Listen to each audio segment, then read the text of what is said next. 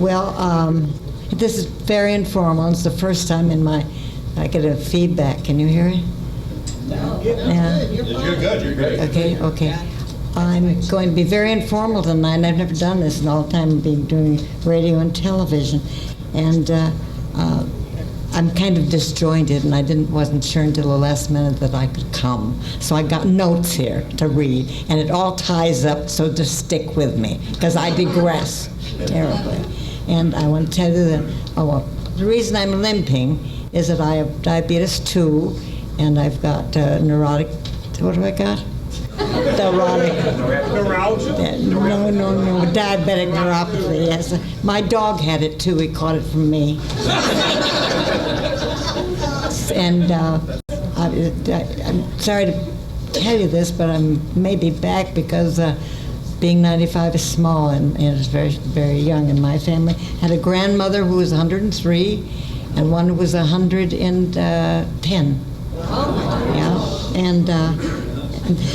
and then I had an Aunt Aggie who went buggy riding when she was about my age, and she had gotten, like heavens, she had 3 pensions from the Civil War, from the Spanish-American War, and from the Civil War. She got all I think I had the drummer boy in the last batch. And then I had Aunt Aggie who went buggy riding, and she had, with her boyfriend, at 95, they were 96, and something frightened the horse, and it bolted, and it ran, and there was an accident, I don't know the details of that, on a bridge. And the bridge railing broke, and the horse went off and drowned, and the man was swept away in the current, and Aggie crawled out of the river and climbed up the bank and walked 4 miles for help and didn't have a scratch. Now, last but not least, I have one grandmother. On the other side, my Irish side, I'm Irish and Norwegian and Dutch, and on the other side, I'm Swiss and Norwegian. That pins that down. That takes care of that. Last but not least, my one grandmother on the other side, my father's mother was widowed early, but at long age, she drove the mail truck. It was a buggy, of course, in the summertime.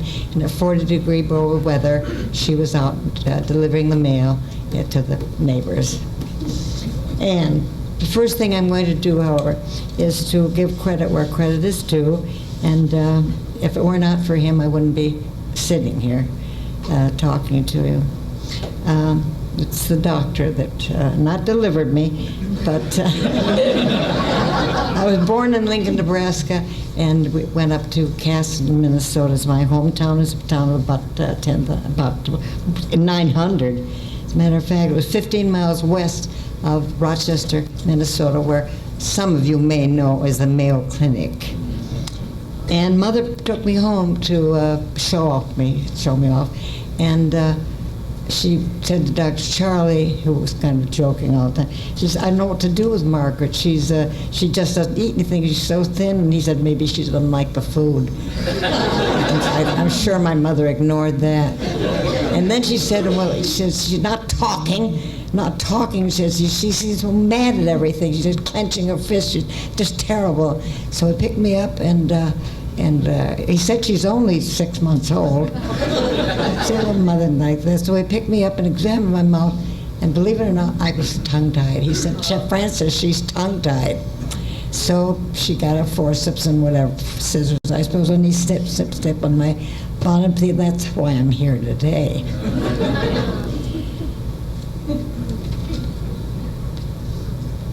He always claimed he was right. He turned to me and he said, say thanks, Dr. Charlie. And Mother, he always claimed that I did say it. Mother said I didn't say it at all. But my greatest, he's always saying, my greatest operation, I'm not getting any credit. So tonight I can give him credit after all these years. And I want to tell you a little story about him. It has nothing to do with this. Anyhow, they were, Dr. and Mrs. Mayo were on the Great Northern train coming home from a medical convention. And in those days, they had curtains. Are you all too young to remember the curtains on the trains instead of the sleeping car? And if you slept in a lower bunk, you had to sleep spoon fashion, or you didn't sleep at all. So Dr. Charlie woke up and his wife was gone. So he figured she'd gone to the ladies' room down at the end of the train. And so he waited and waited, she didn't come back. So we went down, and so we knocked, nothing happened, and then he knocked again. They figured I'm a doctor, so I went, what the hell. So he walked in, it was empty. So he came out and he thought, oh, I'm getting panicky. And the door was right here to the and he opened that up and the world's going by.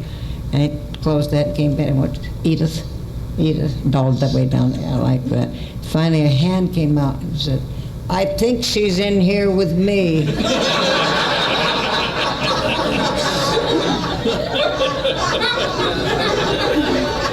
It's a true story too, really.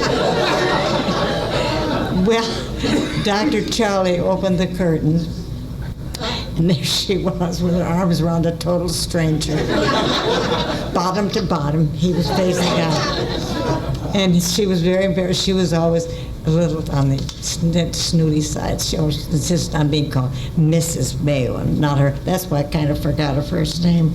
So he helped disentangle her and got her out. She was mortified, of course. But Dr. Charlie apologized, introduced themselves and apologized. And the man said, I have to apologize that he was there. He was the vice president of the Union Pacific Railroad, and he intended to congratulate the Great Northern on such marvelous hospitality.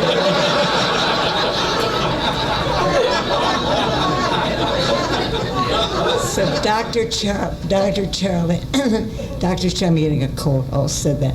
He said that after that, everybody was in their bathrobes, so he invited them all into the parlor car for a champagne pajama party, which I thought was cute. While I was making these notes, I wanted to be sure that I had Mrs. Mayo's name right. So I called a cousin of mine who lives in Rochester, Minnesota. I want to make sure her name really was Edith. He'd had a florist business, which flourished, of course, in Rochester, all the hospitals and the clinic and so forth. And I thought he could make sure that Edith was the right name.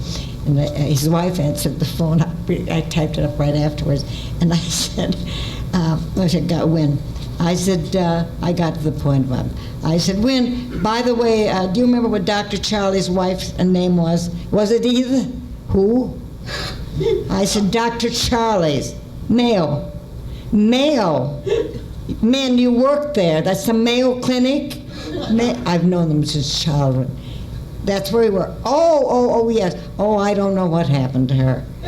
No, nothing's happened to her. She's dead 50 years ago. Oh, is she? Well, yes. Win, do you want to put Bud on? Just a minute. Win, how old are you?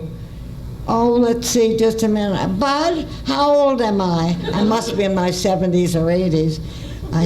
We said, oh, golly, I don't know. Let me see, I could hear this. Oh, golly, I don't know, 70s, are you, dear? And I said, Bud is 10 years younger than I am, and I'm 95. Dear, can you hear me? Win, put Bud on. Put Bud on. I'm going to put Bud on now. Oh, yes, fine. Hello? Yeah, I heard. Put on your hearing aid, yeah. Bud, hello? Bud, yeah. And he said, now, what was it you wanted? Well, Mrs. Charlie Mayo's first name, Edith, was it Edith, Bud? Edith Mayo. No, Bud says, oh, she's not here. You must have the wrong number. I said, look, and then I heard Win explain. He says, oh, I'm sorry. She told me to turn up my hearing aid. Now, what did you say again? I said, where is this now? I said, oh, look, just forget it, Bud. How are you anyhow? He said, fine, we're just fine. I tell you, I don't remember her first name, but I can tell you who does. Oh, that's wonderful. Who is that? Well, I've got a cousin in Connecticut. I said, you've got a cousin in Connecticut? Who? Who's that? And Win says, no, Bud, that's Peg you're talking to. She used to live in Connecticut. I said, forget it. I'll call you again when I get back from Cincinnati.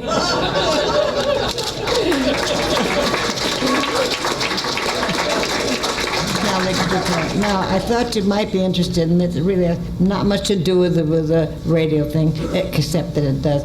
I'm going back to my grandmother that delivered the mail at 40, and when she was widowed, oh no, she wasn't up ahead of myself as her mother. Well, that's the same when in her youth. That's the same grandmother who was going into she was going to the Northfield, Minnesota post office, just as Jesse James was coming out. My grandmother was 6 feet tall. She was very handsome. Even at 16, she was pretty. And he crashed into her, and she grabbed him by the the jacket, and he threw him into the elderberry bushes. And then she went over and picked him up and threw him into the street. And he dropped his hat as he fell, and somebody yelled, "Jesse, get on your horse." And they got on their horse and ran off into the sunset. Now, when we tell a story in family reunions, it got stopped dead. Then she picked him up and tossed him into the elderberry bushes. That's always interrupted by somebody in the family. No, Maud, it was not elderberry bushes. I knew that corner very well. They had Pachysandra there. Then somebody else said, no, it was bridal wreath, I think, and about 15 minutes of gardening talk. And then, just a minute, find another page. Oh, then, here it is. So let's get back to her. So Grandma kept the hat in a hook on her bedroom wall, and made her mother furious. And she was terribly scared there was going to be some scandal about this. And Jesse James had had her hands on her daughter. So she called the bank first, and said she was going to withdraw all her savings if anything came out about it, there was any scandal. She probably had $40, $50 or something. Nothing was done about the man who worked in the paper, because I think he had a crush on her. She was a widow. Naturally wasn't going to say anything about it because of her. So anyhow, the secret was saved, except to her dismay, Emily kept Jesse James's hat hanging on our bedroom wall for him to go back and get it. He was a very good-looking man. I think he died about 9 years later somewhere else. My mother inherited the hat when Grandma died, and she just was in her things, that's all. No, this goes on. There's a connection. And by 1946, I was on the air. I'd been on a couple of years with Ethel and Albert on radio, and I decided that I was going back to Rochester and get Mother to stop working. The Mayo Clinic paid very poorly, and she was working. She made $60 a month when she put me through college. In those days, I got through it. $100 a year would pay for not board and room, but tuition, and so nice, huh? So it was my first plane ride. I didn't expect anybody but Lindbergh to be flying the damn thing. I was scared. And we got to the Buffalo airport, landed for gas in Buffalo from New York. And I said as I'm walking along, it looked like a hangar, big airplane hangar. No cubicles or anything like that. And I saw a man in uniform, and I said, aren't you one of the Hoffman twins from Rochester? And he said, yes, you're Margaret Lynch, Peg Lynch. I said, yes. And he said, what are you doing here? I said, well, I'm flying home for a reunion and pick my mother. I said, what are you doing here? He said, I'm flying you home. Well, we got there, and we thought he was kind of boring and dull and maybe a little stupid, but he has the largest airplane cargo business going in Washington, D.C., so I guess we didn't know it. But back to the hat. Mother and I were cleaning out her attic. Men are going to go crazy. Mother and I were cleaning out her small attic preparatory to her coming, and I said to this, what is this hat? That thing my dad wouldn't have worn. Oh, she said, that's Jesse James's hat. I said, are you going to keep it? She said, no, throw it out. Throw it in the trash file. So I'm almost afraid to say it, but I always did what I was told. I'm sorry to report, gentlemen, I threw the hat out. I had to.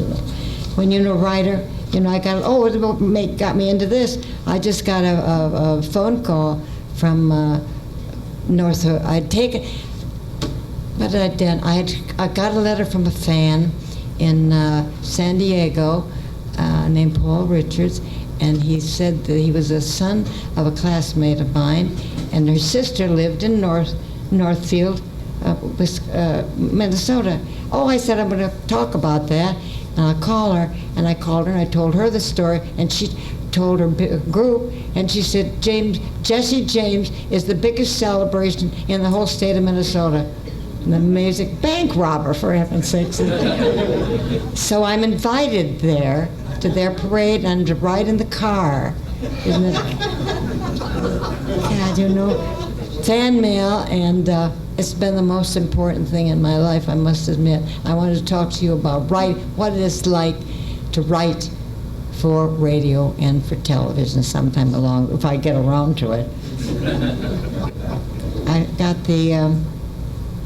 there are two things I got a fan, I don't know where it goes in this, I'm going to tell it to you anyway. And you get an idea why I put some importance on fan mail.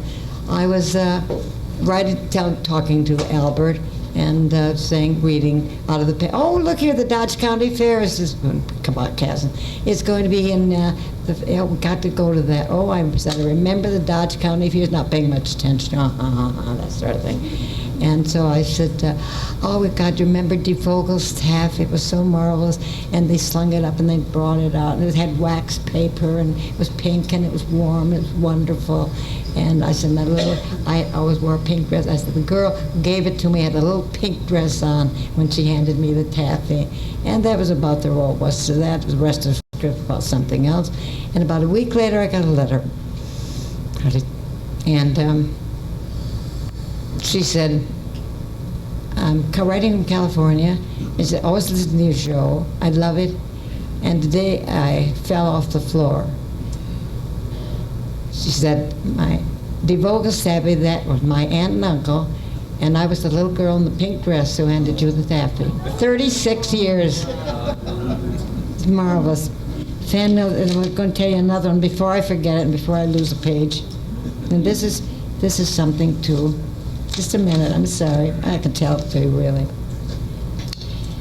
One day I got a letter, I think it was in the 50s, and we were doing television, and I got this letter. He got a letter thanking me for writing to his mother, who lived alone all these years, and to tell me that she had just died. And he signed his letter, cordially yours, Herman Hupfeld. And then there was a sign, P.S. I wrote as time goes by. So I called him right out. He lived in New Jersey, and thanked him, and asked him if he ever came to New York for coffee. And he said he did. He was coming in tomorrow. So I said, well, did he have time to meet me for coffee? And he did. And he handed me a little box to unwrap. It looked like it was decorated by a man. And so I unwrapped it. And it was a music box, and it played As Time Goes By. And he said that Humphrey Bogart had given it to him when Casablanca was filmed, and he wanted to give it to me. I thought that was very sweet. And also I said to him, when did he write it? And he said he wrote it in 31. And I said, what did you get for it? And he said, $25. Think of it. Think of all the millions of times that song has been played. And I think that was one thing why I wanted to talk about writers, because they are unsung heroes. Helen Hayes always said, be nice to actors, because they're always out of work. I said, be nice to writers, because they're always working. You know, you've got to get an idea, and it's got to work, and work at it, and then you got to try and sell it. And after you've sold it, that's it. Most of the time, they don't get royalties. And certainly not in some of the kids. Maybe today things are so different about everything in this day and age. Now, where was I going from here? Let me see. I'm sorry. This is just joining. Anyhow, Dr. What am I going to say? This is a really historic occasion for me, not especially for you, but it was around this time that the group started. Wasn't called the old-time radio people. We were scared to death because television was coming in. And this was in about 1950, and there was a chance, I think I did have a chance of doing something. I won't talk about that. But Evie Justice, does anybody here remember? You all too, I bet you don't remember. Do you? And she was from Minnesota, And she said, why don't we have a party? And we were inviting Dr. Rutledge, we're inviting Art Peterson, who was our pride and joy from Minnesota, but he had just gotten the lead in, or had been playing the lead, in radio's Dr., oh God, I can't remember it, Dr. Rutledge or something like that, and well, he played it for years, I mean like 40 years or something. And he was coming to New York, and we were going to have a party for him because they have it at my house in Stamp. And it was the beginning of this group. And that was 1950, so you're 12 years, 62 years ago. So that means something to me. It changed. We had a party at my house, and we had 15, well, maybe 20 people, and Evie Chester, and, what the devil's his name? Well, Beck. Jackson Beck, yeah. And Kevin McCarthy. And Claude. Well, you see, everybody's so scared. And they were changed again, but they had to dye their hair, fix their nose, get their ears pinned back. And I went to Charles Irving Zipperman, and he was from St. Paul, and I would return a book. And the man, I rang the bell, and he came to the door. And I said, here, give this to him. I borrowed it. I have time to stop. Tell him I'll call. And he said, what are you talking about? I said, Zip. And everything had been done. His ears, his chin, his hair. I couldn't believe it. I tried to keep. He said, what do you think? I couldn't even think of it. Great, really looked green. Never got a job. But his wife, who wasn't an actress at all, she was a very nice girl, not especially good looking, but she was nice. This pretty girl, blonde girl, says, hi, Peg. And I said, Holly?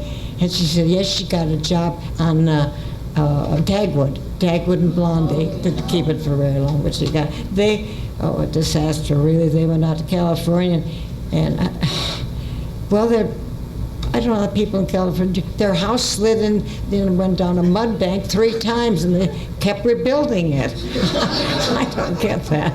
The 3rd time he went home to St. Paul, and that's the last that was heard of Irving.